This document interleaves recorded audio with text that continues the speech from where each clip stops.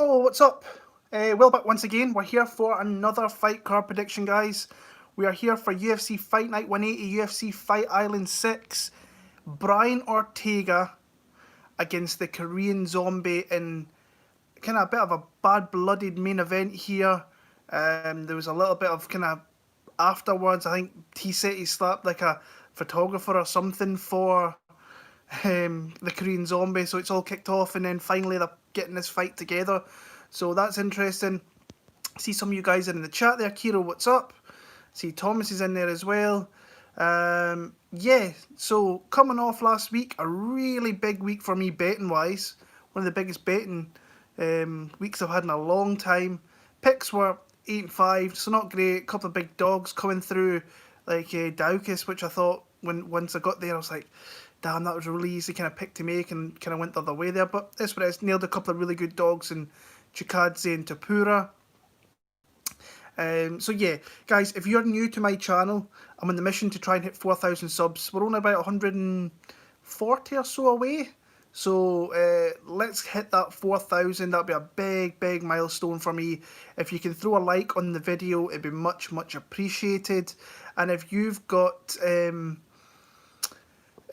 any questions, anything you want to say, put in the drop down box below and I'll get back to you as soon as I can. Just one little thing I want to kind of go over. I know I've had some complaints about too many adverts. Guys, I promise you from the bottom of my heart, I've been trying to get this sorted with YouTube. So I go through my phone and I hit how many adverts for like every 8 to 9, 10 minutes, but it seems it's every 3 minutes. That's not on me, guys. I'm doing everything I can to not have as many adverts. So yeah, I'm it's not my problem. I'm trying to get it sorted. So yeah, please don't kind of shoot the messenger for it, really. So yeah. Also, I'm going to apologise. I've got the Happy Halloween stuff in the background there. My daughter's pretty much having a whole Halloween month, and she's already started. So there's stuff dotted around everywhere. So if you're seeing that banner in the back, it's because my daughter's pretty much in Halloween mode already. So yeah, let's get into this fight card, guys. Some good fights in this one. Looking forward to talking about some fights. David Zawada was supposed to fight Munir Aziz, the guy that absolutely destroyed my max bet when I bet Abdul Razak Al Hassan. He caught COVID, so I don't know whether he's going to get a replacement. But the first fight of the night is bantamweight Mark Striegel against Said Nurmagomedov, and I'm coming out straight away saying I've got Said Nurmagomedov in this one here. I've been impressed from his UFC tenure, coming off that loss to Ione Barcelos. That is not a bad loss at all. I mean, he came in there, beat Justin Scoggins, beat Ricardo Ramos, which was a really good knockout down there in Brazil. Spinning back kick, absolutely laid him out. Barcelos is just a really good bantamweight, and he's going to be a good bantamweight for a very long time. Striegel, I broke down one of his fights before, and then that got pulled. Caliber opposition is not great. He's strong. I think if you give him the right type of matchups, I think he will win, because I do think he's got a lot of strength with some of his strikes, with his takedowns, with his ground game. But to me, I look at Said and I just think a little bit too fluid, I think, in a lot of areas for someone like Striegel. This is a tough fight for Striegel to come into the UFC. I'm a little bit... I'm not sure why they're kind of giving this matchup, whether they're just trying to put fighters that are available together or what it may be. But Said, to me, is just crisper. I think his combination striking's better footwork, a bit more variety with his whole entire game. And that's kind of how I see this fight going. I think he bosses it in the majority of places here. So I'm going to take Said Nurmagomedov. I think he could get a stoppage. I think he will get a stoppage, actually. So I'll go Said via stoppage in the first kind of couple of rounds here. Light heavyweight division, Gadzimurad Antigulov against Maxim Grishin. This is one of these fights again, and I got caught out last time betting against a Scot, not even betting against a Scot, picking against a Scot when I had him beaten Paul Craig. I thought he would jump onto something, but that didn't turn out so great, and Paul Craig managed to get him out of there. He did everything I wanted to do initially, but then he just kind of really bad fight IQ. It's kind of went into the guard of Paul Craig, and Paul Craig is very dangerous in his guard, and caught him with the finish there. And it's probably much of the same here because he's kind of sub or bust. If he can't get you in that sub, you're going to get him. And Grishin's got a lot of experience, been around a very long time, coming in against Marcin Tybura. Thought he gave a decent account of himself, but Tybura's, like we've seen at the weekend, I picked against him again. He's gaining confidence and he's getting his wits back about him. And he's on 3 fights and he's fighting smart. So, yeah, Ante Gulov is just submission or bust. But to me, the odds are kind of off. Ante Gulov's plus 315. I don't think that's a bad, like, if you want half a unit, whatever your unit size is, to throw a little bit of money in that, because I actually think he's got a chance in this one here. But it's like, he's got probably a round to do it. But do I pick Ante Gulov? I've been over the weekend, I've been thinking, should I actually make a play in this guy? But it's so hard to do so. Grishin can kind of wear him down. It can absolutely kind of box him because Ante Gulov really doesn't have all that great striking. He's very hittable. He will rush forward, so you can counter him very easily, very flat-footed. And like I say, Grishin's got a lot of experience, came from the PFL, and has fought a decent calibre of kind of guys. Like I say, what my man Buffalo's saying there, if you could have any type of trust, probably in Ante Gulov, then I would probably pick him. It's dog or pass, because you're not going to bet Grishin at minus 3A. At least I wouldn't go anywhere near that. I'm going to pick Maxim Grishin, but if I'm being honest with you, I feel like I want to put a little bit of something on Ante Gulov. It wouldn't be much, but it might be something I'll look into depending where the odds go. I don't see it get any higher from what it is now. I think that some people will start to bet Ante Gulov down a little bit, but it's just like I don't know. I very much doubt I'll maybe bet that fight. But if I'm going to bet it, it's going to be Ante Gulov,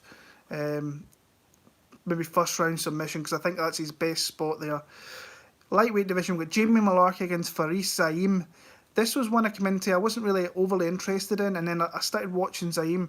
And I'm actually pretty impressed with the kid. He's only 23, maybe 24 years old, and obviously had a tough introduction coming in against Don Madge, who really wanted nothing to do with the kickboxing of Faris Zaim.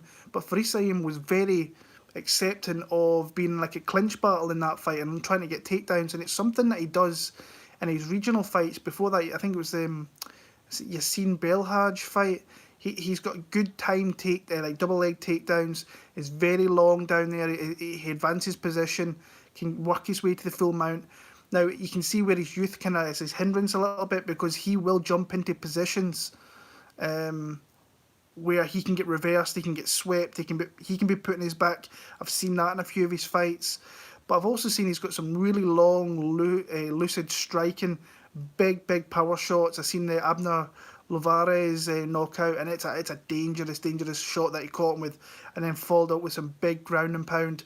Mullarkey, very tough, very durable. You saw that in the Riddell fight there, where he was biting down his mouthpiece, swinging away, not giving up, dropped Brad Riddell, got takedowns, and that's something I think that both guys will try and look for here, because watching four fights of Faris outside the UFC, he goes for takedowns. It's something that he likes to go for, even though I think his kickboxing here, if he was to stay on his feet, I think he's longer. I think he's more fluid. I think he's more accurate. I think he's got just a better overall striking game. Mullarkey, to me, might want to clinch up, put against the cage here. We've seen Don Madge do that, and he might kind of look for takedowns. But Faris can get underhooks, can twist them off the cage, can go for single legs himself, clasp the hands, go for double legs.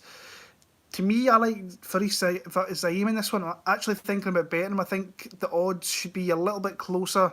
I'm not sure Faris should maybe be the underdog. So I'm going to go Faris Zaim. I think he can actually stop Jamie Mullarkey, and that's saying something considering Brad Riddell kind of went hell for leather with this guy, landed some massive shots and couldn't get him out of there.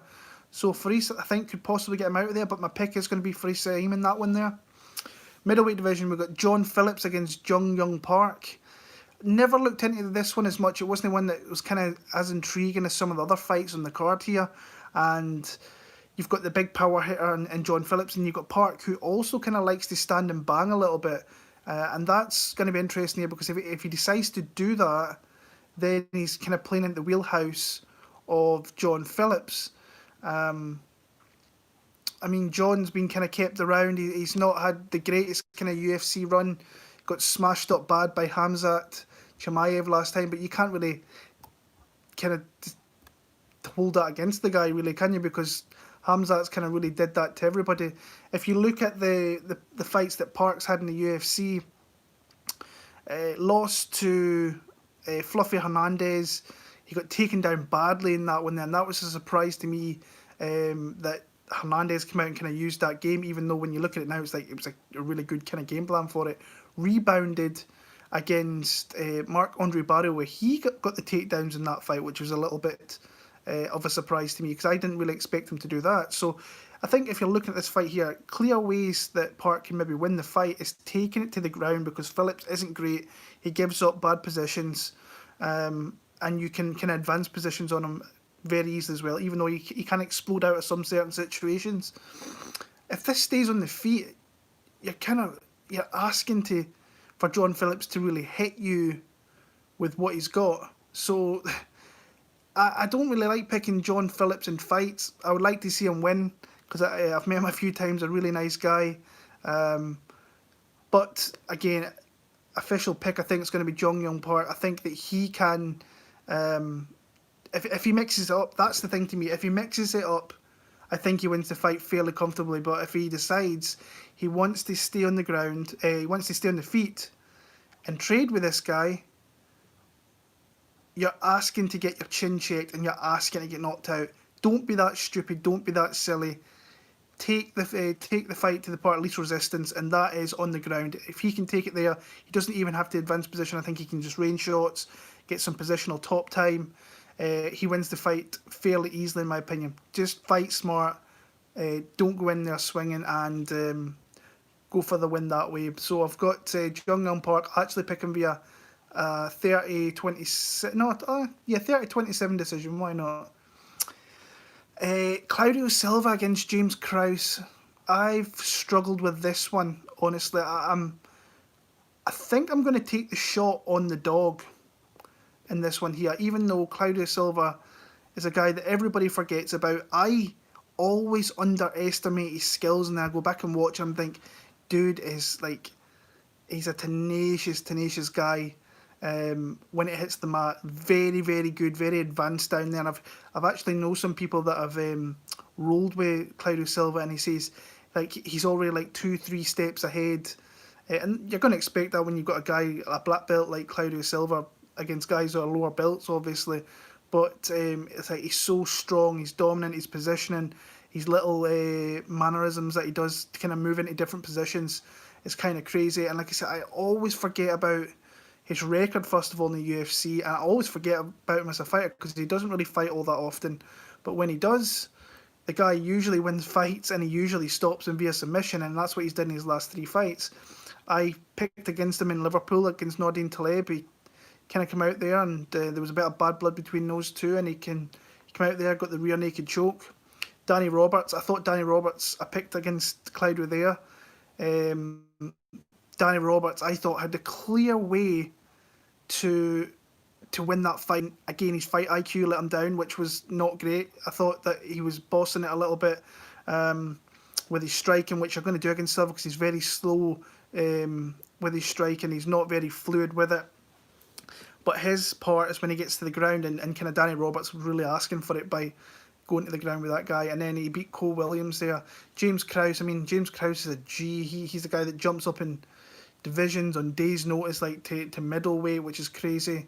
And his camp at the minute are flying. Kevin Kroom, Derek Minor, Grant Dawson, they are flying at the minute. And he lost that split decision against Trevin Giles, and that's just a big kind of asterisk to me because he came in there on a day's notice, wasn't even getting ready for a fight, and fought his heart out. So I'm not going to hold that against him. Wins over Sergio Moraes, Warley Alves, Alex White, Tom Galicchio. They're not big names. Moraes is dangerous, obviously. Took him out in the 3rd round. Warley Alves is dangerous for the 1st round. Took him out there in the 2nd round. Just an overall really, really good fighter. I think if this stays on the feet, he absolutely rips up Claudio Silva. But Claudio Silva finds a way to get the fight to the ground. And if he gets it there, he is super, super dangerous in every aspect, in every position as well.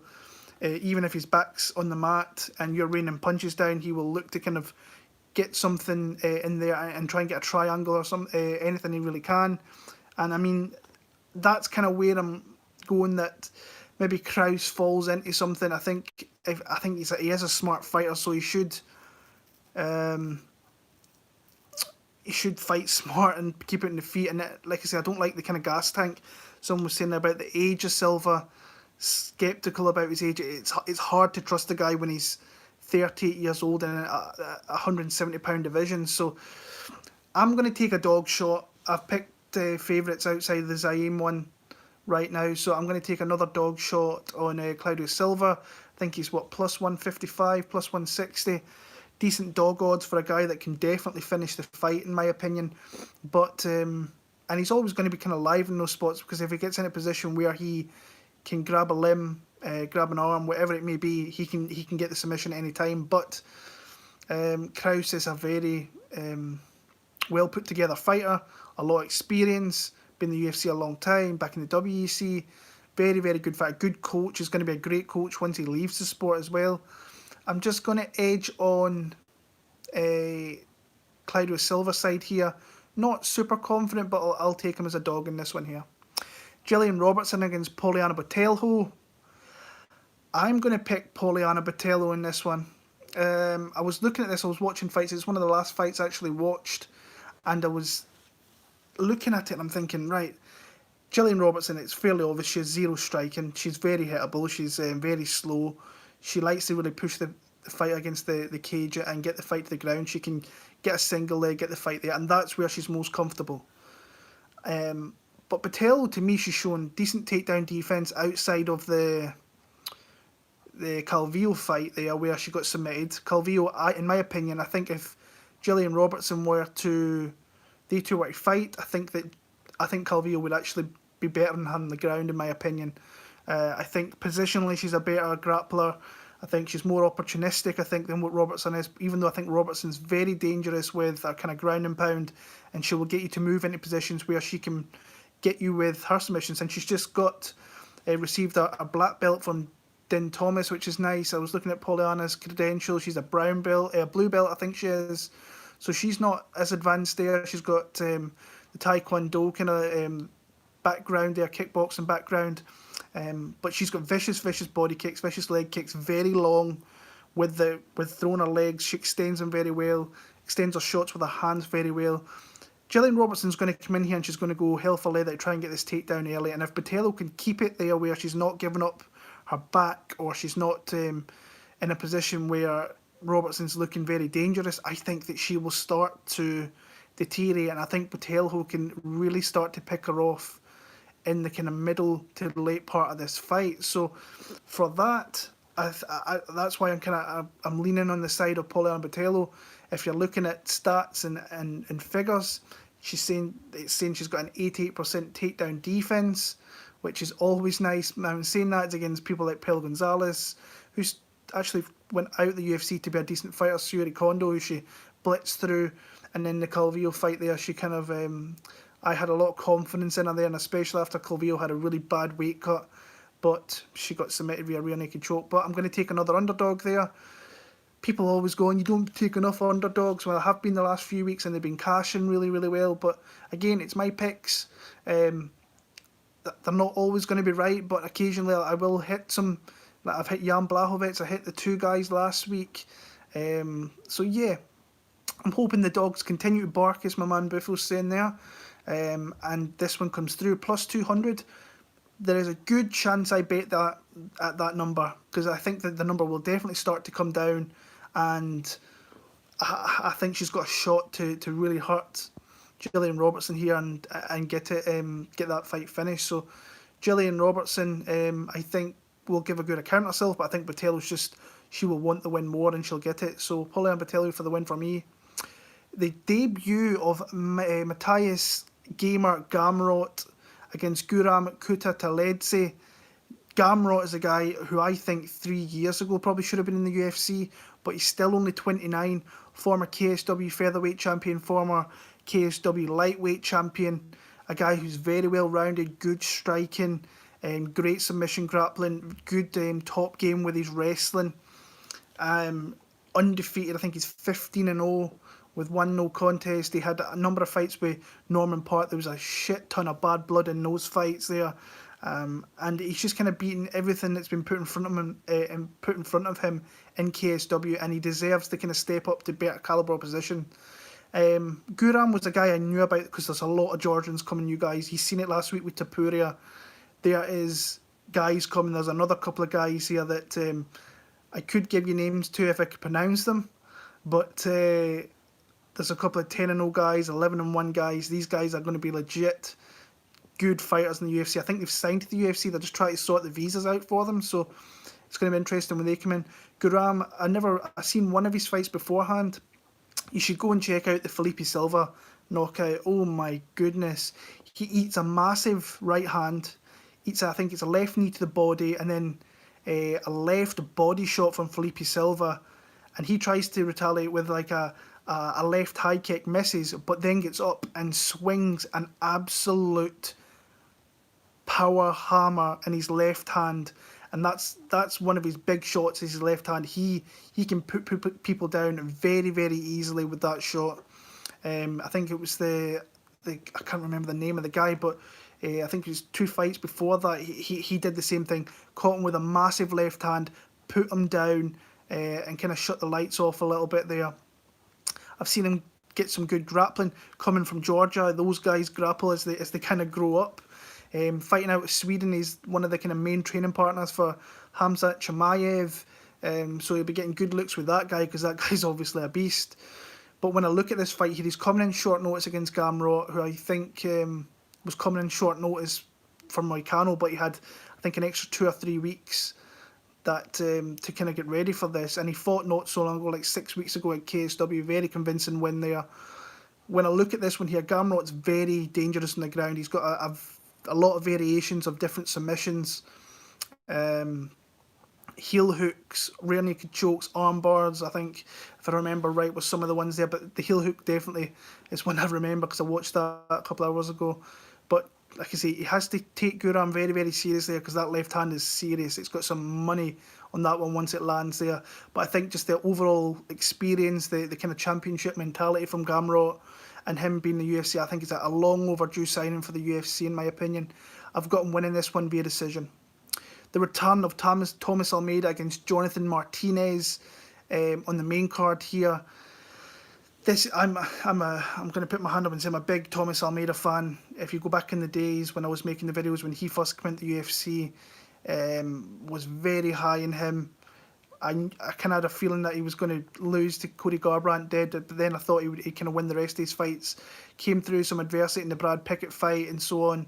But then the guys he's lost to are guys that are ranked fighters pretty much. So a former UFC champion, obviously, in Cody, Jimmy Rivera, who's a top 10 guy, I think maybe even a top 5 at one point. And Rob Font there, very competitive in that Rob Font fight. I thought he maybe edged the first round in that one after starting slow, but it was close. Then in the second round, he got hit with a shot and it wobbled him, and Rob Font was all over him. The Jimmy Rivera fight got dropped twice in the first. I still thought it was a 10-9 round. You could have gave it 10-8. He came out the second round, regrouped. That's what he does very well. He starts off slow, but once he gets into the fight, he's very dangerous. Won that one, and then the kind of takedowns, I think, in that third round won Jimmy the fight. But super dangerous Muay Thai. I think his Muay Thai is just unreal once he puts it all together. I just wish he wasn't so hittable, and that's the kind of the thumbs down with Thomas Almeida, because he does like swinging so much and throwing so much variety of strikes that he's right in front of you, and if you can counter him with a big shot, you've seen it.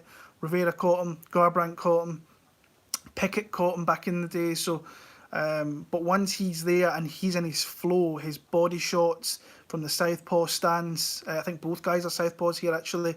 Martinez as well. He's got good low kicks. We've always seen flying knees. Not seen an awful lot of his grappling, but I'm sure he's probably got some of that. I've seen he's been working with Charles Oliveira during the kind of quarantine there. So when you look at Jonathan Martinez, I think striking wise, I think he's dangerous kicker. great low kicks. I think he can throw some good high kicks as well. Great knees. He's got great timing on his knees. But his hands, I think, need a lot of work. I think if Almeida is not rusty and comes out here and starts to put it on him with his hands, I think that he's going to struggle to really get those knees and kicks off, in my opinion. And the caliber opponent, I'm not saying, like, Almeida, in my opinion, is I think nowadays is probably a fringe top 15 guy. I still think he's probably got faults that'll be exposed in a division like this. But in my opinion, Jonathan Martinez, this is not like a 40-year-old Frankie Saenz. This is not a Lu Pingwang from China, Willie Jiburin. This is someone that is as dangerous a striker as he's ever fought. I mean, he lost to Andre Ewell, which I thought was a little bit unlucky in that one, if I'm being honest with you. I've got Thomas Almeida. I just think he's the more crisper, better striker across the board. But obviously, I'm a little bit kind of locked out by the simple fact that he's been out for a couple of years. Could he be rusty? There's a good chance there. Could he start slow, give away early rounds, and maybe kind of start chasing and get caught with something? I don't know. I'm actually going to pick Thomas Almeida. I'm going to pick him via knockout. It might be a fan pick there. It's actually a bet that I might want to make as well, if I'm being honest with you. I probably shouldn't, since I'm a fan of his, but I can see people betting the Martinez plus money down, and I might be able to get maybe a minus 125 if I could get that. I would quite happily take that number. So I've got Thomas Almeida via knockout in the I'll go early third round in that one there. Jimmy Crute against Modestas Bukaukas. I kind of think this line's a little bit off. Let me see, what's the line in this? Plus 290 for Bukaukas, minus 350 for Crute. It's pretty obvious what Crute can do. You've seen last time against Mikhail Olisechuk, where he obviously had problems, he had injuries, he just decided to go in for takedowns there, and multiple takedowns till he got the submission, and that's something Bukaukas is definitely a little bit susceptible to, is getting taken down. But on the feet, he could potentially pick Jimmy Crute apart, because Jimmy throws big haymakers and is wide open for shots, but can take a shot fairly well.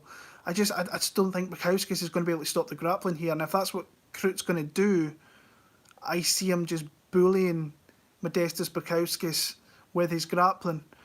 So I've kind of looked at this throughout the day, and I'm like, what do I do? Do I maybe take the shot on Bukaukas? And I was like, nah, I can't really. I think this is a big grappler that if he wants to get the fight to the ground, he will strong arm him down, and he can find a position there. So kind of quick one in that one there. I'm going to pick Jimmy Crute. I'm going to pick him via submission in the first couple of rounds there for me.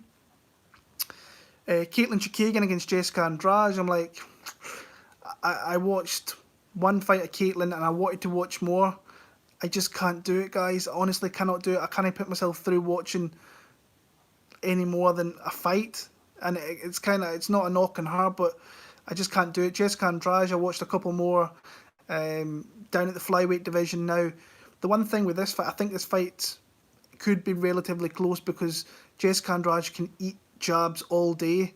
Like, she could be hit distance, she could be trying to cut off the cage, Chookagian could be moving, and she could just be jabbing her up. I think Jessica will look to kind of land those power shots, the same as she always does, get the fight to the ground and land some vicious ground and pound, and that's something that she could absolutely do. Chook, it's exciting as a nickname, I don't disagree with that. But yeah, Chookagian's awkward. She's big for the division. Obviously, she's going to have 8 inches here, so it's going to be hard for Andrade to really find probably the chin. But she's got no disparities where she will like crush the body. She's at a 6-inch reach disadvantage. I've got a funny feeling that this one's going to be relatively close. I don't think this is going to be a blowout like some people are thinking, even though it should play out with that. But there's just, Chookagian's one of those people I don't want to say write off a little bit. I think I seem to pick against her quite a bit, and I get made to look quite silly. But when I look at this here, I'm like, all these advantages, reach, movement, she could really frustrate someone like Jessica Andrade. But if Jessica Andrade was to somehow get the fight to the ground, then she can go to absolute work on someone like Katlyn Chookagian, We've seen that Katlyn can struggle down on the ground with people. She actually did that last time out against Antonina Shevchenko, where she took the fight to the ground and just absolutely blasted her down there. I'm seeing some people saying Jessica Andrade all day. I'm not on that kind of level. I'm going to pick her, but I feel maybe the play should maybe be Chookagian at plus money. But my gut's telling me Jessica Andrade, so I'm going to pick Jessica Andrade via decision in that one there. Co-main event, Ciryl Gane against Ante Dileja. I came into this one, someone told me last week in the chat, I can't remember who it was, I apologise. He's like, check out this guy, and I knew who he was because I'd seen him in PFL and I'd seen him in KSW. And yeah, he was a guy that, I remember, I think I watched him in Risen as well actually. I went back and watched, and I mean, he comes forward, he flurries his shots, he can throw combinations together, he can power you there, he can power in for takedowns. But it's against guys who I think are very slow, kind of really only fight one way. They're not as kind of well versed as what Gane is. Coming out of Croatia, that Krute team there, got ground and pound. He's got, I watched the Carl Sumanitafa fight, I think is how you pronounce it, where he really, for the majority of his fights, even the Brazil fight, he takes the fight to the ground. And for a heavyweight, I'm expecting more from him ground and pound wise. I'm thinking, dude, right, you are in positions here where you can get these guys out. And he really doesn't do that. He kind of fades out into decision wins there. And I just don't see him doing that against someone like Ciryl Gane here. I think Ciryl Gane's too good on the feet. I think he's shown that he's a very well-versed fighter. He's got submission skills himself. So if he goes to the ground, he has to be super dangerous with what he's doing down there. And I'm going to look for the right spot to fade Ciryl Gane, but I just don't see it being this one here. Even though he's coming off injury, he's had a little bit of time off. They've been trying to get that Abdurakhimov fight there. I mean, he fought Tanner Bosa, and Tanner Bosa's turned into a very serviceable heavyweight. But this is I think, I mean, he beat Pessoa and he beat Dante Almeida. I can see Dileja being better than those guys. Definitely don't think he's better than Bosa. So I'm going to pick Ciryl Gane there, but the odds are kind of crazy in that one as well. But plus 440. I want no part of Ciryl Gane at minus 580. But I'm going to pick him for the win there. I think he's too well versed in too many spots, too athletic as well. And I don't think he can get the fight down to the spot where he can finish the fight in this one there. So I'm going to pick Ciryl Gane. I'm going to pick him via stoppage. Main event of the night, Brian T. City Ortega against the Korean Zombie, Chan Sung Jun. Big fight this one. I've really enjoyed going back and watching Korean Zombie fights. How could you not enjoy stuff like that? Because it's unreal. Like, you go back to the WC days, obviously the Lena Garcia fight. He makes his way into the UFC, and there's not many fights that you will like you sit there and you're like you can't take your eyes off the fight because anything can really happen at any point with that guy. You've seen in the second Lena Garcia fight a twister submission. Even his losses to Aldo, he blows his shoulder out and going for it there. And the Yair Rodriguez fight, which he's winning, I bet Yair in that spot, and I've never screamed as much in my life, maybe outside the McGregor when he beat Aldo. He gets caught with that shot there. But the guy is so dangerous. His striking is so fluid. And what I will say is that his recent move to fight ready with Eddie Cha is paying dividends, guys. Honestly, the little things that I noticed was his feinting, his slipping shots, his countering a shot. It's crazy. And it was even before that, you've seen little bits against Dennis Bermudez where like he was slipping shots, but now he seems to have got it down to a T where like it's kind of crazy how good he is at that. And like his variation of striking is nuts as well. You've seen in the Frankie Edgar fight, lands I think it's an uppercut followed by a right left, and the fight's kind of over from the first time that Frankie goes down. He kind of beats him on the ground a little bit. As soon as he gets back to his feet, he just rains on Frankie Edgar. The Moicano fight, slips that jab. It's kind of a little bit of a lazy jab by Moicano, but he sees it coming, nails him with a massive shot. That fight's pretty much over as soon as it hits the ground as well.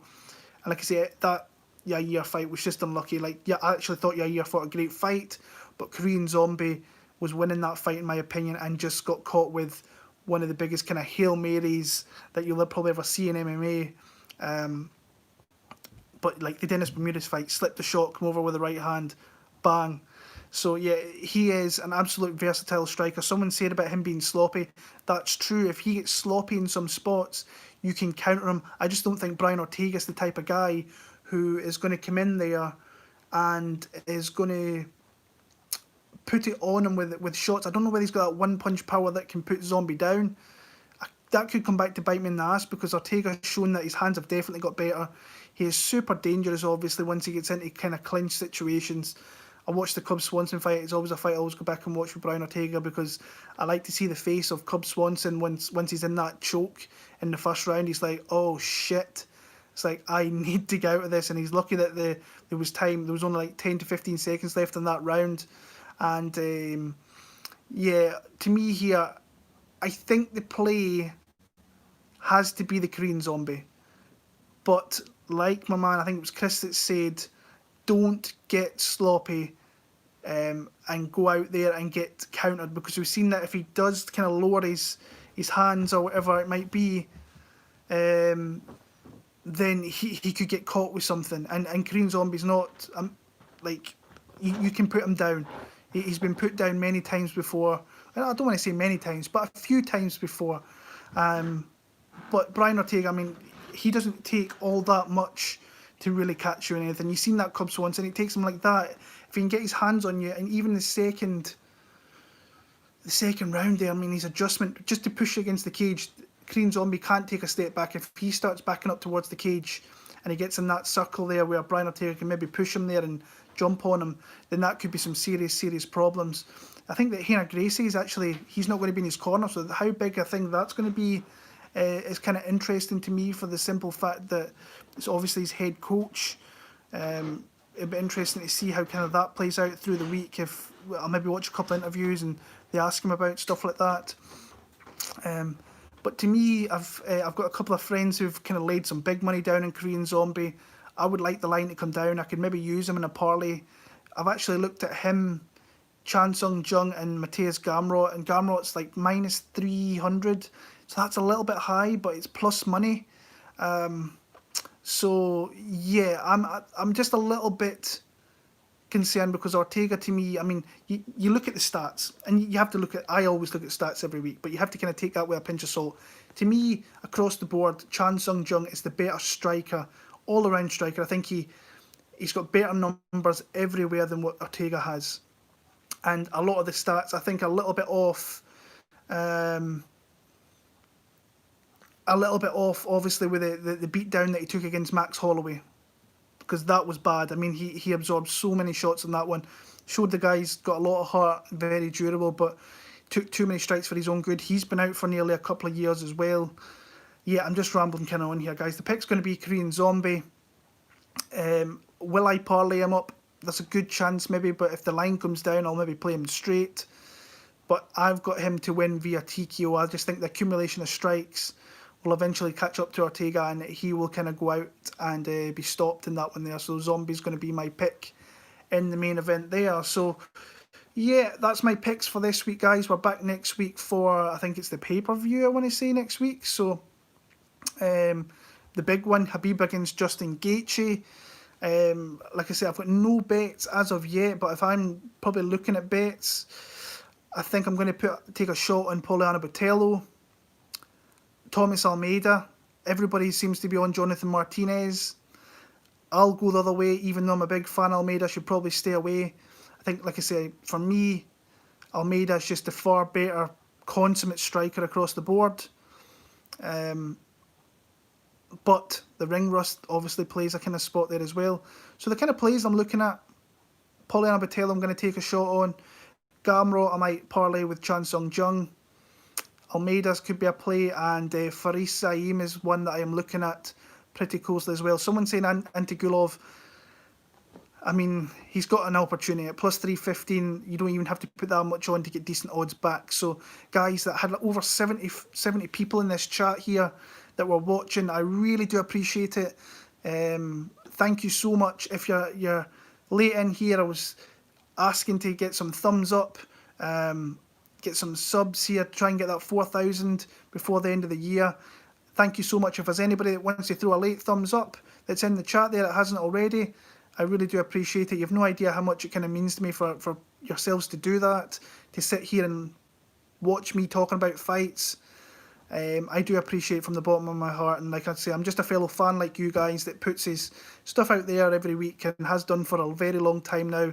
So for all the people out there that are making predictions, respect to you guys, because I mean, you get a lot of people coming in the comments there that are, your fights are bad and your picks are wrong, and it's just like, it's just my picks. If you think you're so good, come out here and do it yourself. So much respect to those guys there. Until next week, guys, all the very, very best. Take care, and we'll be back for Khabib against Justin Gaethje next week. All the best.